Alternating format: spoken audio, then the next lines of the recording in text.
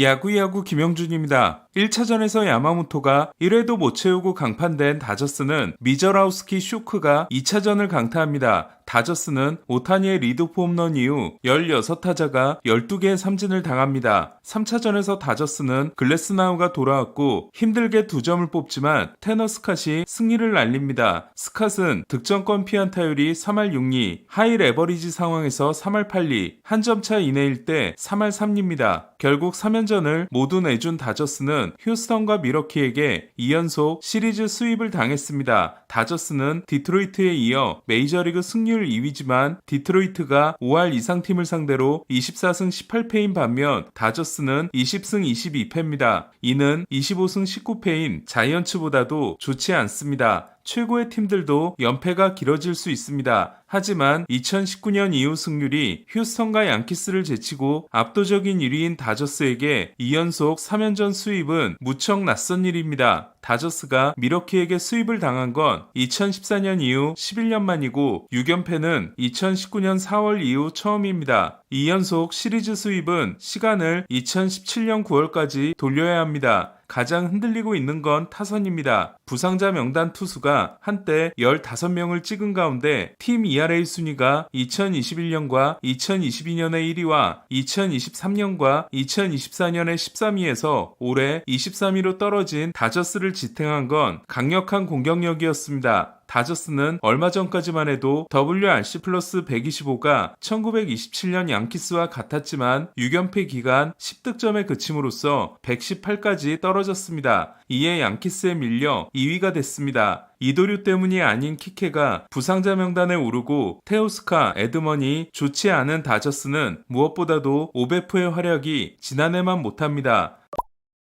투수 빌드업 때문인지 육아 때문인지 얼굴이 터질 것 같았던 작년에 비하면 벌크업 전처럼 턱선이 살아난 오타니는 WRC 플러스가 지난해보다 떨어졌습니다. 지난해 오타니는 전반기가 181, 후반기가 178이었고 폭주를 한 9월이 232였습니다. 오타니는 다시 폭주할 수 있다고 해도 배츠는 140에서 96으로 떨어졌고 프리머는 135가 지난해와 같지만 5월까지 196이었다가 6월 시작 후 51입니다. 오타니 역시 5월까지 184였지만 6월 이후 141입니다. 오베프의 위력 저하를 막아준 건 눈을 뜨고 나서 173을 기록한 먼시였지만 먼시는 8월 말 또는 9월 초까지 출전할 수 없는 상황입니다. 스미스는 174를 기록 중이지만 선발 출장률이 69%에 불과하며 파이스는 샌디에고전 빈볼 시비 후 OPS가 683입니다. 그렇다 보니 다저스는 콤포토를 여유있게 기다릴 수 없는 상황이 되고 있습니다. 소토와 매치의 계약이 발표된 날 6억 달러까지 쫓아갔다가 가장 먼저 포기한 다저스는 트라이넨, 콤포토 계약을 발표합니다. 우승 공신 트라이넨을 잡은 건 놀랍지 않았지만 콤포토는 의외였습니다. 콤포토 계약은 테오스카를 크게 압박했고 테오스카는 3년 계약에 35%의 디퍼까지 수용합니다. 콤포토 계약은 의외였지만 이상해 보이지는 않았습니다. 테오스카는 2023년 시애틀에서 홈 86, 원정 126을 기록했는데 탈 시애틀 효과가 있을 거라고 믿었고 2024년 132를 기록하면서 예측은 적중합니다. 콤포토도 지난해 자이언츠에서 홈 83, 원정 133을 기록했기 때문에 오라클 파크를 떠나고 동기부여까지 된다면 1,700만 달러 연봉이 아깝지 않을 거라는 판단이었습니다. 하지만 콤포토는 지난해 오라클 파크 성적이 원정 성적이 됐고 다저 스타디움에서는 66을 기록 중입니다. 1008경기까지만 좋았던 콤포토는 이후 OPS 540을 기록 중이며 157명의 규정 타석 타자 중 타율 꼴찌, 장타율 155위, OPS 151입니다. 컷쇼를 2번 구해주는 등 번뜩이는 수비가 있긴 했지만 OAA는 좌익수 하위권입니다. 콤포토는 타구의 질 대비 결과가 심각하게 안 나오고 있습니다. BABIP 2할 1푼 1리는 메이저리그 최하위이자 본인의 통산 성적보다 많이 나쁩니다. 콤포토는 배럴 비율이 줄긴 했지만 전체적인 타구의 질은 지난해와 큰 차이가 나지 않습니다. 지난해 바빕은 2할 7푼 7리였습니다. 콤포토는 기대 타율과 실제 타율의 차이가 6푼 4리에 달하고 있습니다. 매우 불운하다고 할 수 있지만 오픈 1위 차이인 소토, 오픈 3리 차이인 시거도 있습니다. 소토의 기대 타율이 3할 2푼 1리, 시거가 3할 1푼 3리인 반면 콤포토는 2할 3푼 9리입니다. 한편 기대 타율과 실제 타율의 차이가 가장 놀라운 선수는 기대 타율이 3할 1푼 6리인데 실제 타율이 3할 6푼인 저지입니다. 낮은 바빕은 좋아질 거라는 기대를 가질 수도 있지만 낮은 바빕의 보상을 받는 건 다음 시즌이 될 수도 있습니다. 한 가지 눈에 띄는 기록은 다저스에 오기 전부터 콤포토는 다저 스타디움 성적이 대단히 좋지 않았다는 겁니다. 통산 572의 다저 스타디움 OPS는 8경기 이상을 뛴 22개 구장 중 가장 좋지 않습니다. 콤포토는 다저스 유니폼을 입기 전에도 다저 스타디움 OPS가 598이었습니다. 다저스는 최저 연봉을 받은 시즌에 119를 기록한 헤이워드에게 1년 900만 달러 계약을 줍니다. 하지만 헤이워드는 이듬해 90을 찍었고 시즌 중 정리됩니다. 몸값이 2배인 콤포토는 실패하지 않을 걸로 믿었지만 지난해 헤이워드가 그리울 정도입니다. 어쩌면 마감 시한이 지나기 전에 대체자를 구해야 할 수도 있습니다.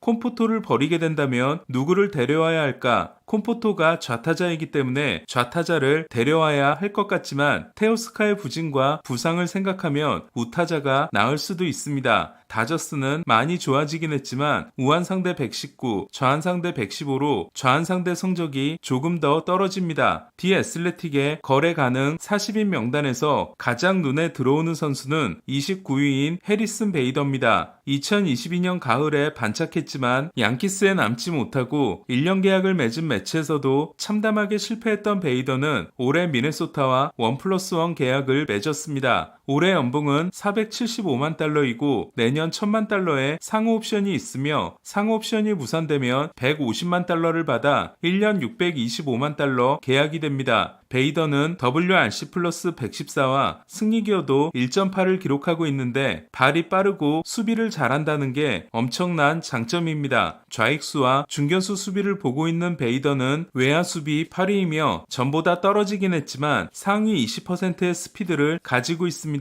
테오스카의 수비가 마이너스로 카스티아노스와 소토 다음으로 심각함을 감안하면 수비를 걸어 잠글 때도 유용한 선수입니다. 미네소타는 PS 진출 확률이 25%로 판매자가 될 확률이 높습니다. 다저스는 콤포토를 끝까지 믿어야 할까요? 미래는 모르는 일이지만 프리드먼 사장으로서는 실패한 계약이 되는 걸 막으려다 뼈저린 후회를 하게 될지도 모르겠습니다. 마감 시한 트레이드를 하지 않는 게 목표라고 했던 프리드먼이 정말로 트레이드 없이 지나가려면 마운드에서 반등이 일어나야 합니다. 지금까지는 타선이 버텨줬다면 타선의 침체 구간 동안 마운드가 힘을 내줘야 합니다. 글래스나우가 복귀전에서 다저스 입단 후 최고 구속인 99.5마일을 던진 다저스는 스넬이 7월 중 복귀를 위해 내일 리헵을 시작합니다. 팔꿈치 통증 때문에 셧다운 상태인 곤솔린을 전력에서 제외하더라도 스넬까지만 돌아오면 야마모토, 메이, 오타니, 컷쇼, 글래스나우, 스넬의 6인 로테이션이 구성되기 때문에 선발진에 여유가 생깁니다. 캐스파리어스를 불펜에 고정하고 슈엔이 롱맨으로 활약할 수 있습니다. 문제는 백엔드 릴리버입니다. 필립스는 토미존을 받아 시즌을 마감했고 무릎 수술을 받은 코펙은 시즌이 끝나기 직전에 돌아올까 말까입니다. 지난해 정규 시즌과 포스트 시즌 합쳐 9.2이닝을 던지고 다시 어깨가 고장난 그라테롤은 9월 복귀를 예상하고 있지만 바주카를 쏠 수 있을지는 장담할 수 없습니다. 사실 지난 겨울 회심의 영입은 트라이넨을 잡은 후에 계약한 스캇과 예이치였습니다. 다저스는 둘에게 올해 3천만 달러를 줍니다. 하지만 구속이 떨어진 스캇은 피홈런이 지난해 3개였지만 올해는 벌써 7개를 맞아 9이닝당 0.4개에서 1.5개로 폭등했고 지난해 0.4개에서 1.6개가 된 예이츠는 1할 1푼 4리였던 스플리터 피안타율이 올해는 3할 6리가 됐습니다. 7월에 트라이넨이 돌아오지만 트라이넨 한 명으로는 부족할 수 있습니다. 37세 시즌인 트라이넨이 지난해처럼 던질지도 의문입니다. 따라서 가장 필요한 영입은 마무리급 불펜일지도 모르겠습니다. 하지만 보스턴이 셀러가 돼 체프먼을 내놓을지는 의문이며 한때 너무 탐났던 클라세는 지난해 정점을 찍고 내려오는 분위기입니다. 다저스는 콤포토를 어떻게 해야 할까요? 그리고 누구를 데리고 와야 할까요? 4억 달러를 쓴 올해 다저스는 월드 시리즈에 가지 못하면 실패한 시즌이 될 수도 있습니다. 야구야구 김영준이었습니다.